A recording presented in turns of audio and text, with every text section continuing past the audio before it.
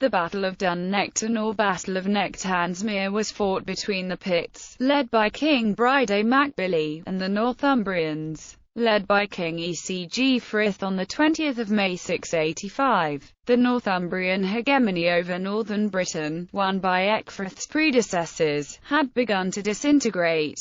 Several of Northumbria's subject nations had rebelled in recent years, leading to a number of large-scale battles against the Picts, Mercians, and Irish, with varied success. Following sieges on neighbouring territories carried out by the Picts, Ecg Frith led his forces against them, despite advice to the contrary, in an effort to reassert his suzerainty over the Pictish nations. A feigned retreat by the Picts drew the Northumbrians into an ambush at Dun Nechtain near the Lake of Lingarin. The battle site has long been thought to have been near the present-day village of Dun Nechtain in Angus. Recent research, however, has suggested a more northerly location near Dun Nechtain, on the shores of Lochyn Badenoch and Strathspey. The battle ended with a decisive Pictish victory which severely weakened Northumbria's power in northern Britain. Ecg Frith was killed in battle, along with the greater part of his army.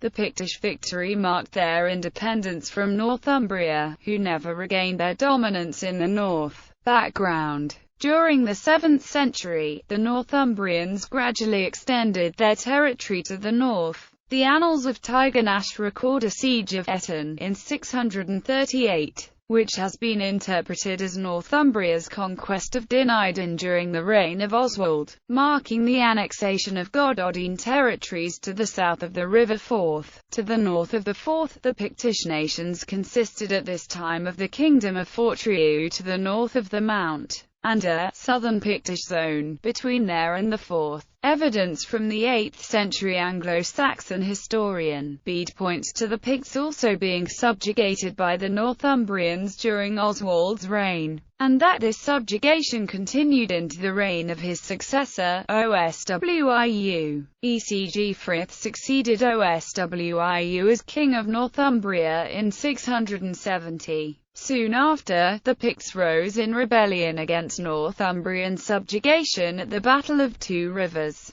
recorded in the 8th century by Stephen of Ripon, hagiographer of Wilfrid. Ecg Frith was aided by a sub-king, Beorneith, who may have been a leader of the southern Picts, and the rebellion ended in disaster for the northern Picts of Fortriu. The king, Drest mac Doniel, was deposed and was replaced by Bride mac Billy. By 679, the Northumbrian hegemony was beginning to fall apart. The Irish annals record a Mercian victory over Ecg Frith, at which Ecgfrith's brother, Aelfwine of Deira, was killed. Sieges were recorded at Dun Nechtain, in the northernmost region of the southern Pictish zone, near Stonehaven in 680, and at Dundurn in Strathern in 682. The antagonists in these sieges are not recorded, but the most reasonable interpretation is thought to be that Bride's forces were the assailants. Bride is also recorded as having destroyed the Orkney Islands in 681, at a time when the Northumbrian Church was undergoing major religious reform. It had followed the traditions of the Columban Church of Iona until the Synod of Whitby in 664, at which it pledged loyalty to the Roman Church.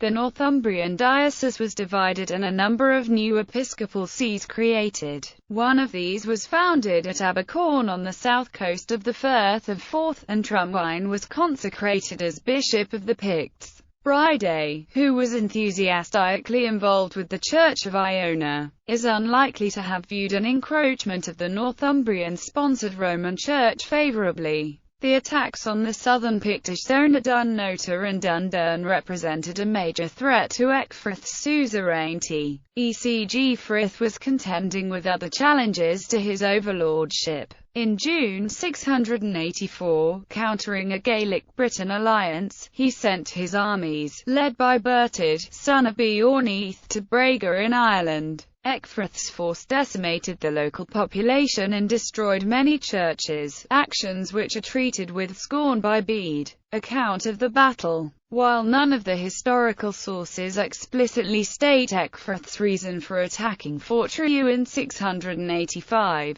the consensus is that it was to reassert Northumbria's eroded hegemony over the Picts. The most thorough description of the battle is given by Bede in his 8th century work Historia Ecclesiastica Gentis Anglorum, but this is still brief. Additional detail is given in the Irish Annals of Ulster and Tigernach, and by the early Welsh historian Nennius in his Historia Brittonum. Ecgfrith's attack on Fort Trew was made against the counsel of his advisers, including Cuthbert, who had recently been made Bishop of Lindisfarne. The Picts under leadership of Bride feigned retreat and drew Ecgfrith's Northumbrian force into an ambush on Saturday 20 May 685 at a lake in mountains near Dun Nechtain. The Northumbrian army was defeated and E.C.G. Frith slain. Location: the site of the battle is uncertain. Until relatively recently the battle was most commonly known by its Northumbrian name of the Battle of Nechtansmere, from the Old English for Nechtain's Lake, following 12th century English historian Simeon of Durham. The location of the battle near a lake is reinforced by Nennius. A record of the conflict as Geath Lyngarin, Old Welsh for Battle of Crane Lake. It is likely that Lyngarin was the original Pictish name for the lake.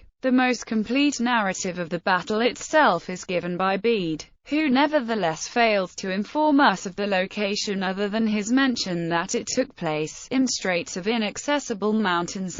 The Irish Annals have provided perhaps the most useful resource for identifying the battle site, giving the location as Dun Nechtain, Nechtain's fort, a name that has survived into modern usage in two separate instances. Dun Nechtain in Angus was first identified as a possible location for the battle by antiquarian George Chalmers in the early 19th century. Chalmers notes that the name Dun Nechtain can be found in early charters of Arbroath Abbey as Dun Nechtain. He further suggests a site, Dun Nechtain Moss, to the east of the village, which he informs us had recently been drained but can be seen in old maps as a small lake. Earlier local tradition, related by Hedrick in the second statistical account, claimed that the site was the location of the Battle of Camlin, where King Arthur fought Mordred. More recent suggestions for the battle site include the valley to the north of Dun Nechtain Hill, centering on Roscoby Loch and Resteneth Loch, which is now much reduced following drainage in the 18th century. The battle scene inscribed on the Aberlemno kirkyard stone is often cited as evidence for the battle site.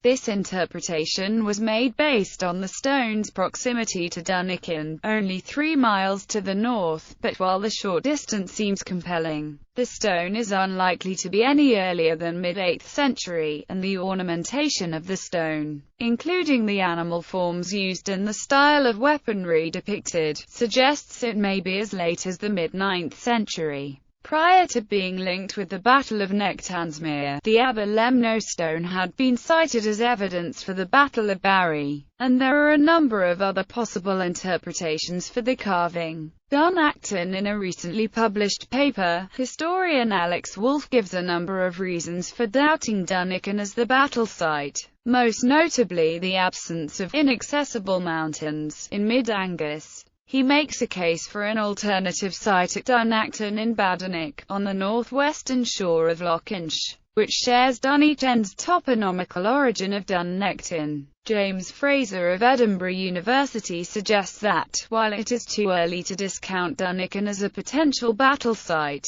locating it there requires an amount of special pleading that Dun Nechtain does not need. Aftermath. Ecgfrith's defeat at Dun Nechtain devastated Northumbria's power and influence in the north of Britain. Bede recounts that the Picts recovered their lands that had been held by the Northumbrians and Dalriatan Scots. He goes on to tell you how the Northumbrians who did not flee the Pictish territory were killed or enslaved. The Northumbrian, Roman diocese of the Picts was abandoned, with Trumwine and his monks fleeing to Whitby. stalling Roman Catholic expansion in Scotland. While further battles between the Northumbrians and Picts are recorded, for example in 697 when Beornith's son Bertid was killed. The Battle of Dun Nechtain marks the point in which Pictish independence from Northumbria was permanently secured.